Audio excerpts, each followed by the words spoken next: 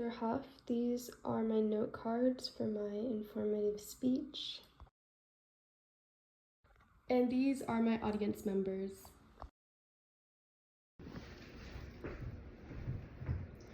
In 1992, a huge hurricane in South Florida called Hurricane Andrew destroyed a python breeding center, releasing hundreds of snakes into the nearby swamps and Everglades.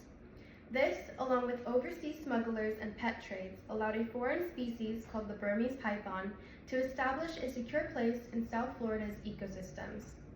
As incredible as these reptiles are, they unfortunately are considered one of the most invasive species in their area. In this speech, I'm going to cover an overview on Burmese pythons, why they're invasive and harming their ecosystems, and what measures are being taken to fix this issue. Burmese pythons are one of the largest species of snakes on Earth, growing up to 19 feet long and 200 pounds.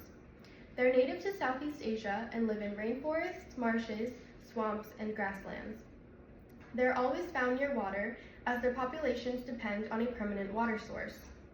Burmese pythons typically live between 20 and 25 years, and usually lay between 35 and 50 eggs per clutch.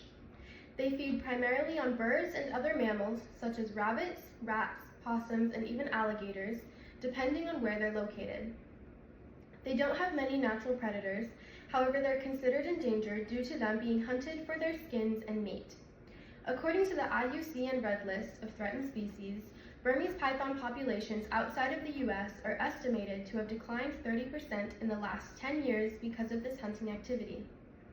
Even though these animals are endangered, it's not good that their populations are growing in South Florida because they're highly invasive and are proving harmful to their surrounding ecosystem.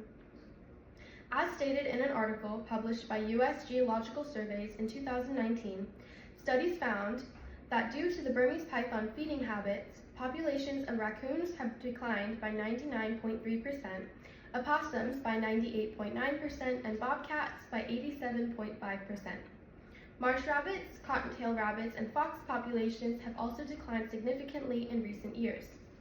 Because they have very few natural predators, especially in South Florida, the food chain has become unbalanced, which is very dangerous for an ecosystem, as it can eventually lead to its collapse. Currently, many measures are being taken in attempts to get the population under control. The Florida Fish and Wildlife Conservation Commission pays contractors to capture and euthanize pythons or even sometimes kill them. They also make efforts to track the snakes, sending out teams to stick colorful tags on them and implant them with radio transmitters, hopefully making it easier to locate and track the pythons and their populations. Policies have also changed in recent years, so it is now illegal to buy, sell, or transport Burmese pythons in Florida. Unfortunately, the program of US Geological Surveys reports that these attempts are proving ineffective, and their populations are only expected to increase. According to Mike Kirkland, an invasive animal biologist who manages the South Florida Water Management District's python elimination program, Burmese pythons' ability to blend in with their surroundings is the key obstacle in finding and getting rid of pythons on the Florida peninsula.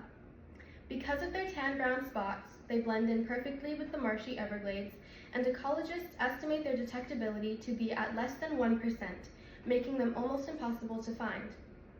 All in all, Burmese pythons have uprooted ecosystems all along the South Florida coast and will most likely continue to spread their populations throughout the peninsula. This is only one of thousands of examples of invasive species in the US and proves how careful we have to be when bringing new plants and animals into our country and how hard we have to try to protect our native species. Thank you for listening to my speech.